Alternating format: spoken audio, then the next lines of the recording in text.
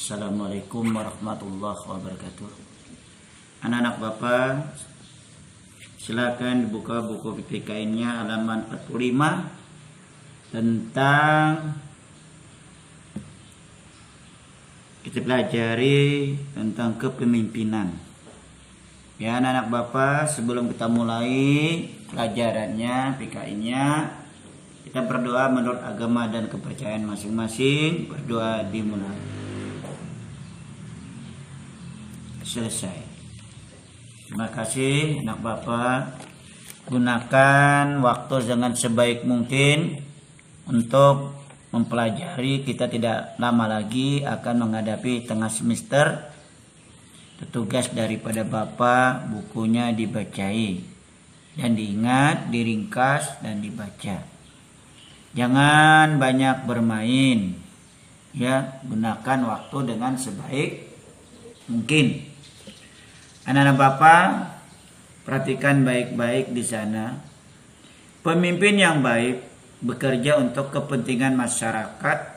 Pemimpin yang baik juga harus dapat menciptakan persatuan kesatuan di tengah-tengah lingkungan masyarakat. Bagaimana cara menciptakan dan mempertahankan persatuan dan kesatuan? Kamu dapat belajar dari cerita di buku tersebut. Seorang pemimpin, kita harus memahami karakter baik di rumah tangga maupun di lapisan masyarakat maupun di sekolah. Lihat seorang pemimpin kepala sekolah SD Promas BV, terlihat kepala sekolah SDN Promanas Bumi Parwol Panjang membersihkan rumput di halaman sekolah. Hal tersebut merupakan salah satu contoh sikap yang patut ditiru oleh setiap kepala sekolah. Kepala SD Promanas Bumi Parwol Panjang mampu membangun lingkungan sekolah yang sejuk dan nyaman sehingga mempengaruhi baiknya bagian belajar mengajar. Kalau pimpinannya kita itu masa bodoh dengan lingkungannya, tidak akan berjalan lancar. Makanya seorang pemimpin, kita harus dapat mengayomi anak buah. Bagaimana kita, karena di dalam mengayomi contoh keluarga, kita harus bisa mengayomi di rumah tangga atau di sekolah juga sama. Berat seorang pemimpin itu tidak gampang untuk memimpin, karena di dalam 5 keluarga tuh 5 karakter beda-beda. Nah, kita harus dapat melihat, ya, pekerjaan yang dilakukan oleh BED bukan tanpa alasan. Dirinya ingin menunjukkan kepada guru dan siswa jika lingkungan sekolah nyaman dan bersih, kegiatan belajar mengajar juga akan berjalan. Meskipun atas alasan itu dirinya berupaya menciptakan sebuah suasana damai dan indah bagi seluruh warga sekolah. Nah, kalau sekolahnya kotor, kita akan belajar gimana? Makanya kita menciptakan. Nah, karena kita ini dalam keadaan bermasalah COVID-19, makanya kita ini masih banyak belajar di rumah. Nah, sama juga dengan di rumah tangga. Kita harus menjaga pertama tempat tidur kita. Seorang siswa sebelum berangkat sekolah, kita harus tuh tempat tidur kita bersihkan dulu.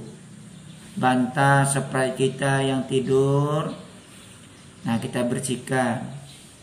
baru kita mandi, baru habis mandi kita pakaian, baru sarapan, baru kita berangkat ke sekolah untuk menuntut ilmu. Nah,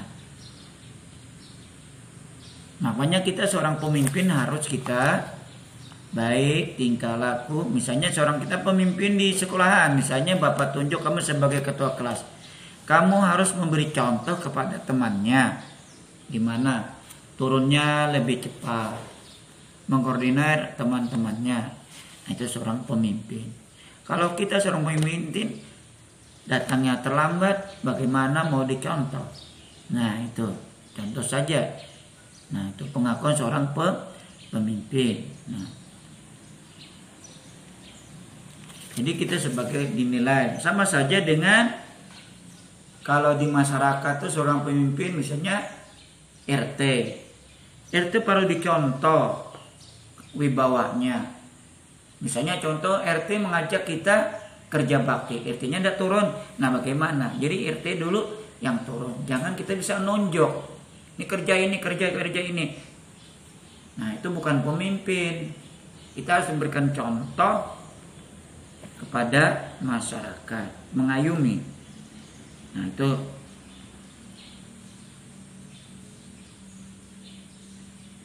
rakyat Indonesia merupakan warga negara yang memiliki hak, kewajiban, dan kedudukan yang sama. Haknya sama. Nah, itu di dalam sila keempat dalam Pancasila. Mengutamakan segala kepentingan bersama dan kepentingan bangsa, melibatkan kepentingan diri sendiri dan golongan. Jadi kita utamakan dulu masyarakat, kepentingan umum. Jangan kita golongan saja. Melaksanakan musyawarah dalam mengambil keputusan yang menyangkut banyak orang. Jadi kita musyawarahkan. Ya. Gimana dimusyawarahkan? Nah, seorang pemimpin kita akan musyawarah. Menerima dan melaksanakan hasil keputusan musyawarah dengan penuh tanggung jawab. Jadi kita dalam diberikan tugas oleh pimpinan, kita harus bertanggung jawab. Nah, jangan tidak bertanggung jawab. Misalnya Bapak beri tugas kamu di sekolahan, tugasnya piket kamu hari Senin. Nah, hari Senin itu lebih cepat turunnya daripada temanmu yang tidak piket. Misalnya temanmu turunnya jam 7.30, kamu harus jam 7:15 sudah ada di sekolah.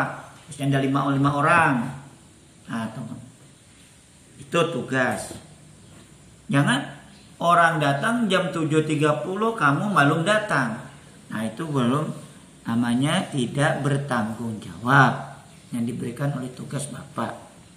Nah, sebagai ketua kelas itu lebih dulu supaya kamu nih tugas kamu. Ya. Keputusan yang diambil harus dapat dipertanggungjawabkan secara moral kepada Tuhan Yang Maha Esa. Jadi keputusan itu harus bertanggung jawab kepada Tuhan Yang Maha Esa. 4. Selanjutnya, tidak memaksa kehendak kepada orang lain. Nah, apakah kita mampu? Jadi kita pikir dulu ya, kemampuan kita itu. Apa kita mampu? Ada mejanya Pak Sarip kah? Di mana? Mejanya Pak Sarip. Orangnya belum datang. Situ mejanya.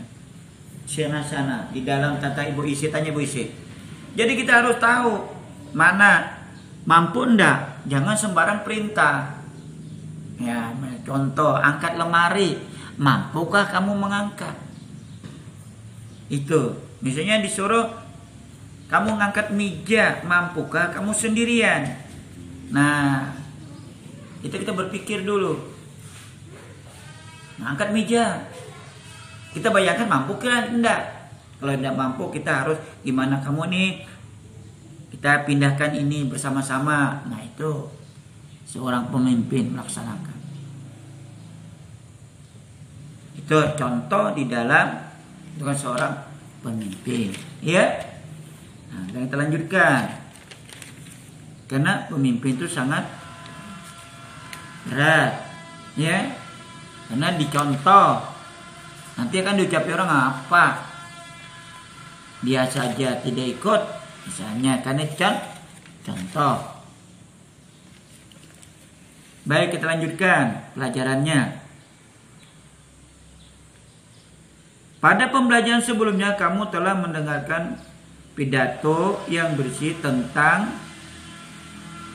penerapan nilai-nilai sila keempat Pancasila. Salah satunya penerimaan nilai-nilai sila keempat Pancasila dalam musyawarah. Musyawarah sangat penting dalam kehidupan sehari-hari.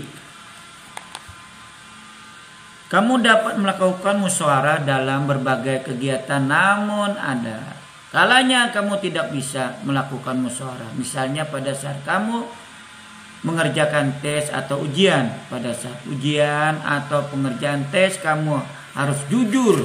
Kamu dapat belajar bersikap jujur dengan membacakan teks berikut.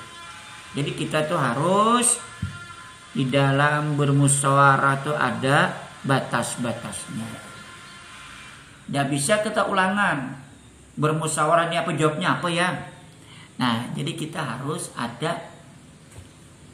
Kalau waktu ujian tidak bisa musyawarah, ya menjawab dimusyawarahkan tidak bisa. Jadi ada yang tertentu. Nah, itu contoh saja, ya. Nah, saya lihat di buku kamu halaman 55 di sana.